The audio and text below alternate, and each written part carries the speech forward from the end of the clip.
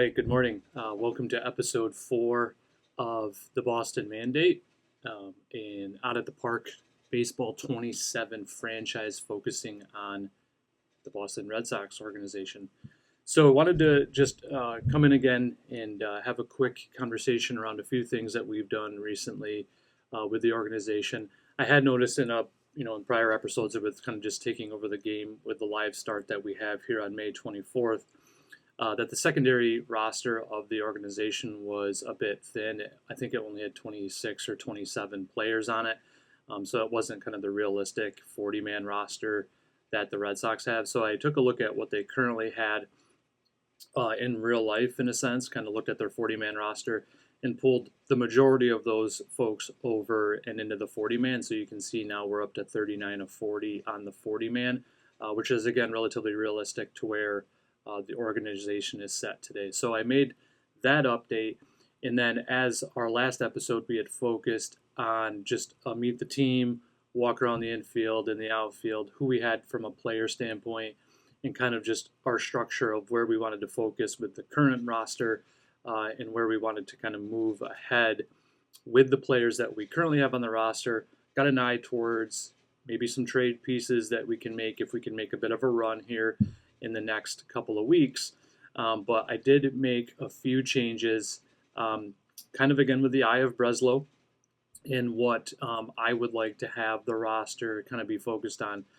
So you can see a couple things that I've done. The positions where you see these players set in red, I have started. I've set the position of the player to be in that spot. So Yoshida, for example, he's set to play DH.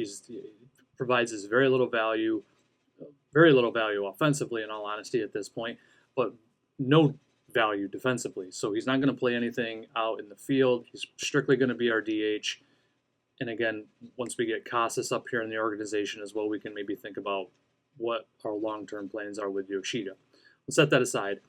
Monasterio, we're going to set him. He had been kind of a shortstop, backup shortstop there. I'm setting him to play third because, again, I want Meyer to develop in that shortstop role where we can. So I got Meyer starting at short, Durbin starting at second. He has good defense there.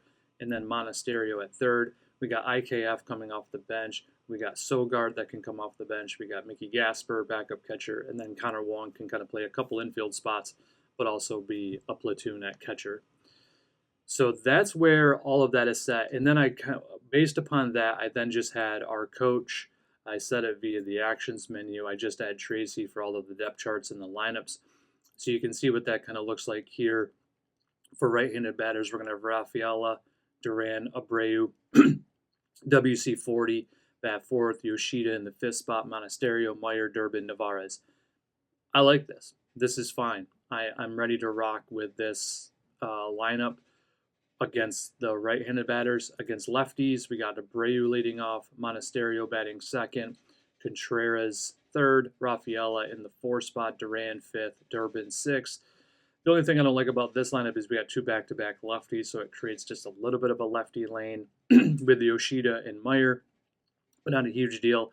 And then again, we got Nevarez behind the dish. I like that. Again, we could potentially have, Mickey Gasper in there a little bit more, but I'm not too concerned about that. Again, even the coaching staff has Wong as really the backup catcher, and then Gasper more of a third platoon and only coming in periodically.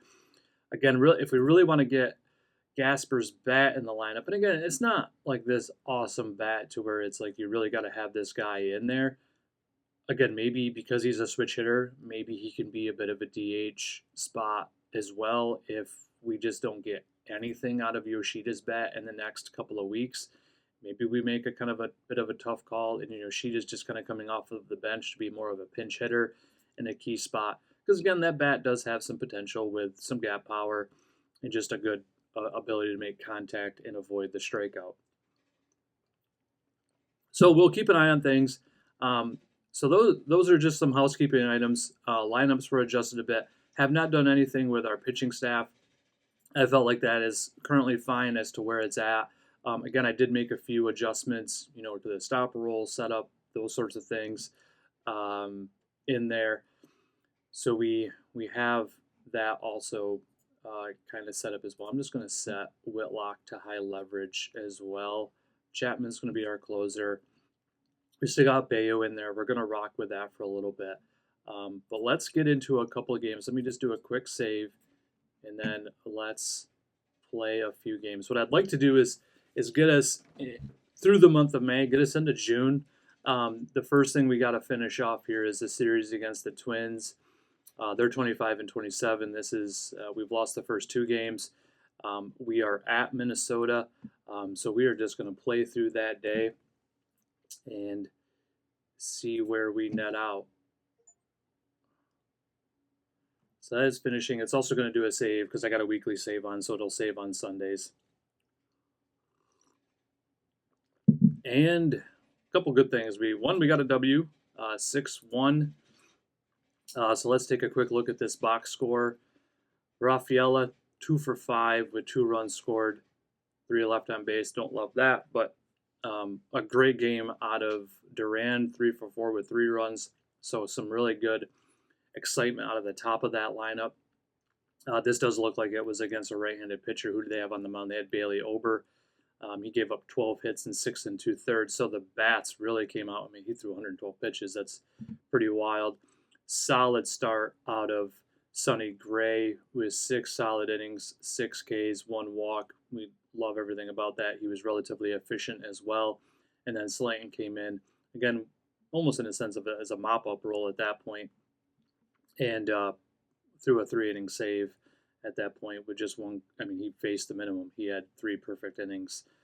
So that's good stuff out of him. Duran was solid.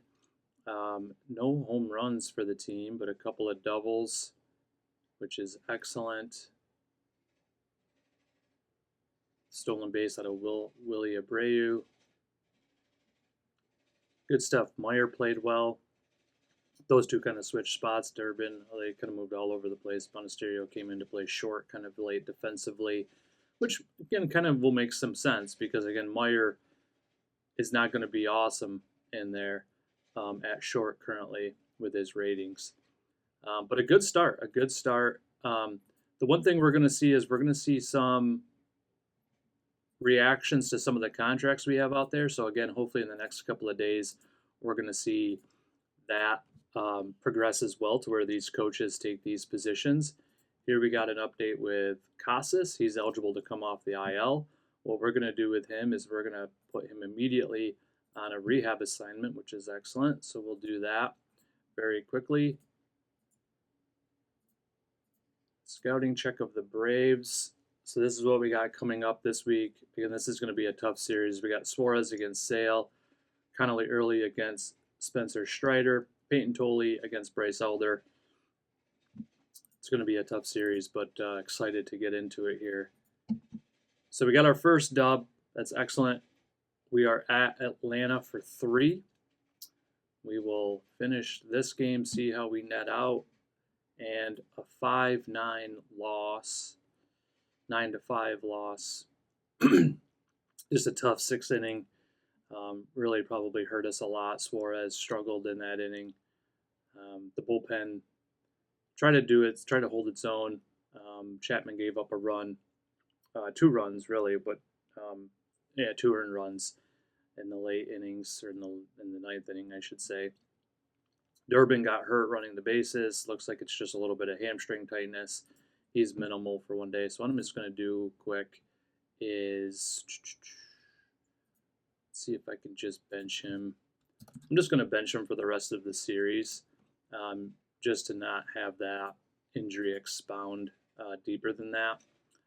Let's go back. Let's take a quick look at that box score again. Anything of note, Monasterio hit well. Again, this was against a lefty. Again, they had Sale on the bump. He pitched. It's a quality start. Not amazing, but he pitched well enough to earn himself the W. Suarez just had that rough 6th inning, which got us behind the 8 ball. And again, in that position, this team is not going to probably have the power, the bats enough to really be able to bounce back from a game like that. Game 2 against Atlanta, lost 4-3.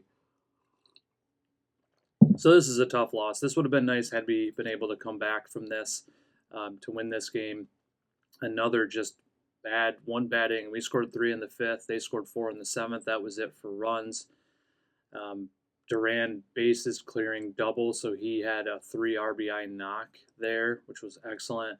Top of the 7th, Acuna hits a double, and then Austin Riley a 3-run home run. So that'll do it. Early pitched very well, 5 1/3, 6 hits, 6 Ks, pitched excellent. Tyler Samaniego did not pitch well, an inning, 3 hits, 4 runs, 4 earned, a walk, a strikeout, and gave up the home run. Slayton came in. He pitched, again, perfect innings for 2 2/3, so he's on a roll in his last couple of outings, pitching 5 2/3, a perfect ball. So that's a tough loss. That's just tough to have that rough 7th inning. That hurts us, and the Braves, being the Braves. All right, game 3 of this series, we got Peyton Tolley on the bump and a 9-6 win. Very nice. So nice for us to just at least take one of those, not get swept, to be able to take a little bit of momentum into our weekend series. Offense was here to play today. Look at the top of that lineup. Everybody with hits outside of Sogard, and really just Sogard. Kind of Falefa came in to play defense but didn't have an at-bat. So excellent play. Rafaela 3 for 4, Duran 2 for 5, Abreu 2 for 5, Contreras 3 for 4 with 2 RBIs, Yoshida 3 for 5, Monasterio 1 hit but 3 ribbies, so that was a big hit that he had, and then Meyer 4 for 4 on the day. Love to see that. Meyer with 2 doubles, like to see it. The gap power there. Duran with 2 doubles. So again, actually 3 home runs in this game for this team. We had a couple triples even. So the team is taking some extra bases and also hitting some power. So Abreu got us started right in the first inning with a man on, hit a 2-run shot. And then Contreras in the 3rd inning, Monasterio in the 5th. So home runs in the 1st, 3rd, and 5th sets us up to get a solid W. And you can see there, yeah, it was close. It was 5-4 there at a point, but then we came with 3 to really set it up, to 8-4 at that point, and had us in relatively clear sailing from there on. Tolley 5 1/3 picks up the win. A little bit of a rough start with the 4 walks, the 4 hits as well. So quite a few base runners. Weissert came in, pitched well. Whitlock had a hold as well. And then Chapman gets his 13th save of the year with a scoreless frame in the ninth. Not an awesome game score out of Tolley at a 37. A bit of a rough start, but Bryce Elder with a 20 also got roughed up pretty bad in just 2 2/3 innings. So a nice win for us. There was a rain delay in the 5th. That did also delay the game a bit. That's probably what took Tolley out of the game, that half-hour rain delay. All right. Just another organizational thing I wanted to mention. I did up our scouting and development budget, just a handful of millions across both of these things. It drops our money available down now to just $8.4 million. We have no money for extensions currently. The team focus is neutral. That's kind of set by the GM. So we'll have to just see kind of how the team performs in the next handful of weeks to really see, are we going to sell off a few assets? Do we look to make a key acquisition for the team? Really more so looking forward maybe into the 2027 year, but still don't want to give up on this year's ability for us to make a run. All right, so we're heading into the last weekend of May, and we got a series against Cleveland. Oh, these were games. I'm sorry, the games against Minnesota and Atlanta were at Boston. So those were home games for us. I thought they were in Atlanta. They were not. So those were home games. And again, as you can see, this team has not played well at home. If we take a look at team stats, our record at home is 10-18. We're a game above 500 on the road, but 8 games under 500 at home, which is just very odd. And where I kind of want to focus is, again, building a team that can play really well in Boston would be a key thing to focus on. So things are not going super well here so far. But again, let's see what we can do against our rival here in the Central Division. I want to take a look at their standings. The Guardians are 33 and 25 atop the division they're atop the division in the Central. And we can see our scouting report here. Let's take a quick look at what we have. And we'll be again on the road for this series. We got Bayo pitching against Sissoni. Not sure who that is. Slade Sissoni. Sonny Gray against Parker Messick. And then Suarez against Bybee, who's had a rough go of it this year. All right, let's dive right into these games. Let's finish these off. Game 1. We're not sure the outcome of it. Looks like we lost 3-2. But we also got an update that Roman Anthony is no longer hurt. We're just going to put him on a short rehab assignment, but I'm going to look to get him up relatively quick. What that'll probably mean, and we'll take a look at it after this series wraps, because I don't want him down there a whole long time, in all honesty. If he can just get a couple of games back at rehab, I want him back up and in our lineup as quick as possible. I think what we're going to do is we'll probably play him. I'm a little bit torn, but we'll probably put him at DH, in all honesty. I might try to have him play in left. He's torn. He's defensively not as awesome, and I think if we can, I really just want the bat in the lineup more than anything. But I would like him to continue to develop defensively as well. So we'll keep that in the back of our mind. We don't have to make a decision quite yet. But it's nice to see a couple of these guys coming back. One thing I do want to take a quick look at is Casas, just to see what he's been able to do so far, and he is ripping. So he's had 3 games in Worcester so far, 15 plate appearances with a 1.226 OPS, a 221 OPS plus, a 190 WRC plus. He's walking 2 times more than he's striking out, which is just bananas. He's got a home run, 4 RBIs, and 4 runs scored. So he's hitting the ball. Let's say that so far. So that's excellent to see. Again, we're going to give him a bit of run time down there in rehab. He's got, I don't think I'm going to take him the full 20 days. If he keeps hitting like this, we're going to get him up in the lineup relatively quick as well. And then we're going to have a lot of tough decisions to make, because you're going to want WC-40 in the lineup. Where do you put all these guys? Really, it's going to be Yoshida, definitely somewhere on the bench at that point, and then maybe Casas is DHing. But we're going to have a bit of some tough decisions to make. Again, if he's going to put up numbers like this, even 130 WRC plus in the big leagues, he's got to be in the lineup. So, not a bad problem to have. At this point, if we got some talent that's ready to emerge into the roster for us. Let's take a quick look at the box score of this 3-2 loss against the Guardians. They got 3 in the first. That was it for all the scoring they did. And here, this proves case in point for Brayan Bello's concerns this year so far, is that he does not pitch well in the first inning. And that's what you see here. He pitched he pitched the complete game. Pitched 8 innings. Threw 120 pitches, a bit high that I would want. I'd probably want to yank him maybe after 105, 110. But he pitched well outside of the first inning. And what we might need to try with him is do the opener-follower thing. Have him come in and be a follower. Maybe have Weissert throw the first inning or first 2 if he can get through it, if he has a very efficient first.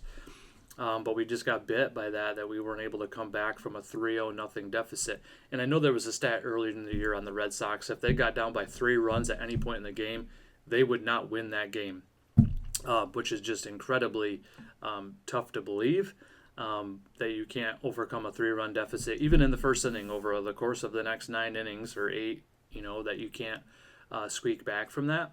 But this is a case in point that does not occur. So you see in the bottom of the first, Stephen Kwan hit a run-scoring double against Bello, and that was really Yeah, I want to see where Quan was. Yeah, he had the RBI, um, which is just which is tough. Yep. So yeah, not a lot of offense to speak for on our side of the fence. We had Sogard come in and pitch hit. He got an RBI. Navarez got an RBI, but just not a lot of offense occurring at all. Again, Bayo pitched well. It's just that first inning was not well. And it wasn't even that rough of an inning. It's not like he gave up a 5 spot, but to give up 3 is even still rough. All right, Saturday. Got another player coming off the IL, Eric Rivera. Well, this guy is just going to be... We're just going to put him... Let's take a quick look at his stats, actually. I just want to see where he was pitching before. So he was in... We'll put him in AAA. That's where he kind of was for the most part. So we'll just set him down on the AA Portland team. Be happy with that. And then, excellent. So we got Tom McNamara. He agreed to our contract. So let's do something relatively quick here, and then we'll get back to that box score. What I'm going to do is on our Major League roster, I'm selecting all players, and then what I'm going to do is request a scouting report. So 26 players have now been added to that, and I'm also going to do it for our entire AAA roster as well currently, to just ask for scouting reports there. So we're immediately going to put Mr. Tom McNamara to work as our scouting director. I'm really excited to get him in there. And you can see our money drop again. That could be the signing of McNamara, in all honesty, that money coming down. But you can see everybody has accepted our offers, even down in the AAA. So we got Scott Austin there as the manager, and then Kelly Ramos as the hitting coach there. So excited about all of those things. And I think we should be in good shape. All of our coaching spots are full. Again, some of those lower leagues, we might want to take a look at it, especially into the off season, to make some additional changes there. I just want to keep a little bit of money available. I don't want to make a lot of additional updates now in that space to eat up some of the money, because we don't have a ton of money available, and I want a good portion of that to be available for any moves that we might make here the rest of the year to make a run at things. So another loss here. I'll take a look at this box score of this Saturday game that we played against the Guardians. They scored 2 in the 8th to take the game away from us. We had a 1-0 lead going into the bottom of the 8th, and they scored 2 in the 8th. A 2-run home run off of Sonny Gray. Gray pitched, again, a complete game, in a sense, if you will. 8 innings. Just that one bad pitch to a great hitter in J-Ram, and that hurt us. At where he was from a pitch count, again, you don't know where he might have been at that point, but it would have been a nice spot to see Chapman maybe come in to pitch an inning and a third or inning and 2/3 to get that save or to get that W for us. So that's a little bit unfortunate, but it's just too tough. So that one hurts a bit, and let's finish out the Sunday game as well. This will get us through the month of May, and a game is saving. Hopefully we can get a dub. Yep, here we get one, the 3-1 win. So all of those games, man, I feel like we had a chance to potentially win that series. It's just not a lot of offense out of this roster, as you can see so far. Suarez pitched 5 innings. There was a rain delay. There was a rain. Game was called in the 8th due to bad weather, so the game even was cut short in the 8th. So we got a 3-0 or a 3-1 win, which is just good for us to get a W. Suarez pitched up through a lot of pitches in 5 innings, so he wasn't at all very efficient. But we were able to get a W, not get swept. It's just a challenge, though, because we're playing good teams. Like, those were 2 really good teams to play. We're just going to finish this first game here on this Monday. and then we'll be starting a series in our next episode. We have Baltimore. This is a pretty key stretch here if you really think about it. But what we'll focus on in the next episode is the series against Baltimore, New York, and Tampa. Those are all divisional teams in the division, and slotted in between there is Texas and then Toronto. So we're playing all of the division rivals in the next couple of weeks. So you're going to see by probably the 19th, the 20th of June, we're going to begin to make some decisions of, do we put a couple players on the trading block, get them out there. Maybe it's Chapman. Maybe he's going to be, we want to get some offers in around the deadline. So we might have to make some tough decisions for this team in the coming weeks. But if we can play some positive ball in these next handful of days, we'll try to make a run at it. Again, we're not that far out of things. Let's take a quick look in the standings. The one thing I want to keep an eye on is the wild card. The division, we got to set sail on that. That's a pipe dream. That's not going to happen. We're not going to win the division. But again, where are we at in the wild card? We're 5 games back now. We're 4-6 in our last 10. A couple of teams are playing out of their shoes. Obviously, the Blue Jays are 8-2 in their last 10. The Yankees are struggling. They've lost 3 in a row. But we got a lot of teams to hop here. But these teams, they're in front of us. We're playing the Rangers soon. We're playing the Orioles soon. We're playing the Blue Jays soon. And I thought maybe I saw the Mariners there too, but I could have been wrong on that. But this is exciting.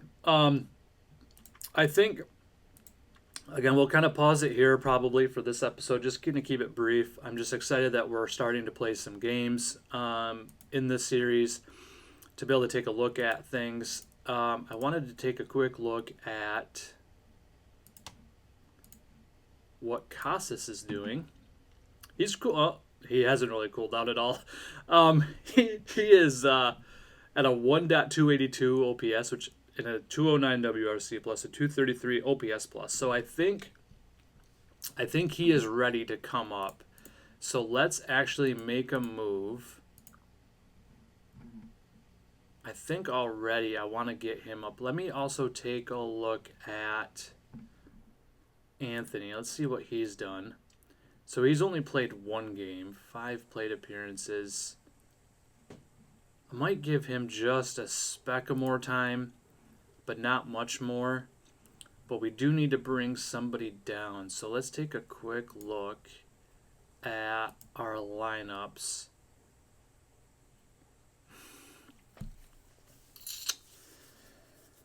I have a feeling at this point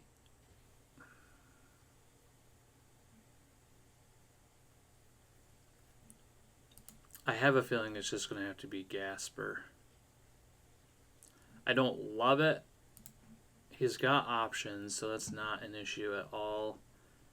There's really just not a spot to play him right now. I'm going to want Navarez to be the catcher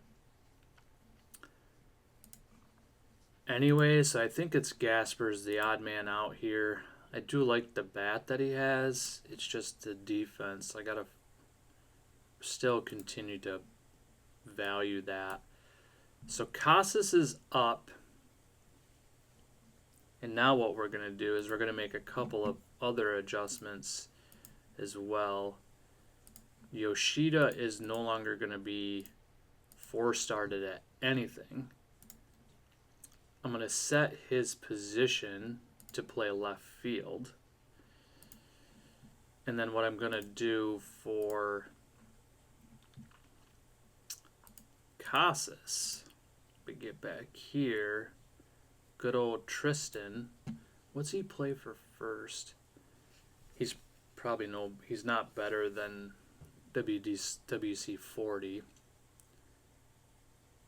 I'll keep his position, I think, at first, but from a strategy perspective, we'll have him be our DH. And then what we want to do is go back to our roster, and we're going to ask Chad Tracy for how things are going to look. Rafaela Contreras, Abreu, Casas, Monasterio, Duran, Durbin, Navarez, and Meyer. What's it look like against lefties? Casas bats there. Still got the back-to-back lefties, which is going to be what it is at this point. But I think I like that. We got Triston Casas coming back up for June. Again, if he is, I mean, I'd love to develop around him. If he hits well, probably not going to look to trade him, but he could be a trade piece, in all honesty. So we'll keep an eye on that as well as things develop in the next handful of weeks. But we got some big series coming up. I'm excited to continue to play. Not a great first week with the adjustments we made to the roster. Let me see if I can take one quick look at things, because I'm a little bit nervous as to, obviously Meyer, his rating at short is a bit rough. So I want to see if I can take a look at his stats to just see what his zone rating is on minus 0.5. So not excellent. He has no errors there, but I'm a little bit just nervous as to what that might transpire. So we'll keep an eye on that. Take a quick look at the game log as to what he did batting-wise in the last week. So he actually moved his batting average from 221 on May 24th up to 250. So he's been hitting well. And now maybe again that was, hey, you're now like sat down with him. You're the everyday shortstop here. We're going to build around you, Marcelo. We're excited that you're here. You're ready to go. You're 23. Let's take over this org. Let's go. You and Roman, let's rock and roll. So again, hopefully in the next handful of days we can get Roman up here as well. That's going to create another, in a sense, kind of tough decision. I think that'll probably move one of these pitchers down. What do we got? We got 2 lefties and we got 3 really. So it might even be Samaniego going down into AAA. Maybe try to run 14-12, get Roman up, have him probably playing left or something. I can't really have him be the DH at this. I want his bat in the lineup, but I also want Casas' bat in the lineup. So we're going to have a bit of an interesting scenario to play out. And it might have to be some sort of platoon position. I want WC40's bat in the lineup too, but there might have to be a couple of kind of just adjustments we make. The one thing that I did think about, because we're going to be faced with some tough decisions, is the possibility of doing this. I want to take a look at 2 players. One is Duran. What could he do in center field? So he's a 40 rating in center. Not ideal because he doesn't have probably awesome outfield range. Yeah, his range is 55. He'd probably want something above 60 to play center. He's got a good enough arm to play in center at the 60. Maybe love a little bit more than that. So he'd be a bit of a stretch to play in center, which is unfortunate. But Rafaela honestly can play a great center. The other thing I was thinking about is, what does Anthony's ratings look like? So he's a 55 for center field. He has better range. So what we could potentially think about is having Roman come up and play center field, which I don't ultimately love it, but it might be where we're going to have to get him in, and then it's what do we do with Rafaela? Now, that's not ultimately a huge concern because of the fact that Rafaela and how great he is defensively can basically play anywhere you put him. So we could even bring him into the infield to play second base. Now, he has obviously the potential to play an awesome second base, which is fine, which is a nice thing to have. But is his bat? I mean, again, his bat's not awesome. He's actually, again, hitting really well this year, so we'll ride that wave. So he really needs to be in the lineup. Twofold reasons right now. He's hitting well, plus he's playing good defensively in center. But when Roman becomes healthy enough to come back, we got to get Roman in the lineup. But I want Casas in the lineup. I want WC40 in the lineup as well. So we can't have 5 outfielders, and that's the problem that the real life Red Sox are having today as well. Is just almost too many guys that can play the outfield spots. So we might think about, moving Rafaela into the infield to allow the outfielders to stay where they're at. But we'll have to keep an eye on Duran too. I mean, again, if he's not hitting super well, we might just make the really tough decision to maybe move on from Rafaela, or I'm sorry, from Duran. I want to give him the playing time though, because again, last year he even at 3.9 WAR, like a good solid player, and he can play a solid left field. So I don't want to give up on him. Let me just take a quick look at his batting stats in this game log. So May 24th, he was at 203, so he's up to 210 now. He hasn't really moved the needle a ton. So he's still struggling a little bit at the dish. Um, I'd hate to have him just platoon and come off the bench or be there for like a defensive sub late in games or things of that nature. I just don't think it's a good use of his skill set, but we'll have to keep an eye on it. But again, we're not faced with any of those tough decisions immediately. I did want to take a quick look at Durbin just to see, he's playing horrible. So again, I have him currently set at second to play there every day. It's not going to take too long for me to move on from that entirely. Let's take a quick look at the batting stats, the game log from the 24th. So he was batting 168. He's moved it up to 176. But again, I am completely fine. Again, he plays a fine second base at a 60 rating in that position. But for this bat, with it not getting us anything of value, and he's giving us a negative WAR, he's going to be a bench piece quicker than later. So that's probably where we'll head. We'll get Roman a few more games down in rehab to prove the health. We'll get him up. We'll set him to play center field. We'll move Rafaela to second. Probably doesn't make a ton of sense, honestly, because we're going to probably downgrade a little bit in one spot in a center field position where you really want superb defense, which we have now in Rafaela. But again, we got to hit the ball here. So we're going to have to make some tough decisions to see if we can get to eke out some wins with this roster as it's currently constructed, and to get guys at bats that we want to get at bats. So I'm excited as to where things are heading with the team, with the organization, and we will get into a few more games into June here next week, and we'll talk soon. Take care, all.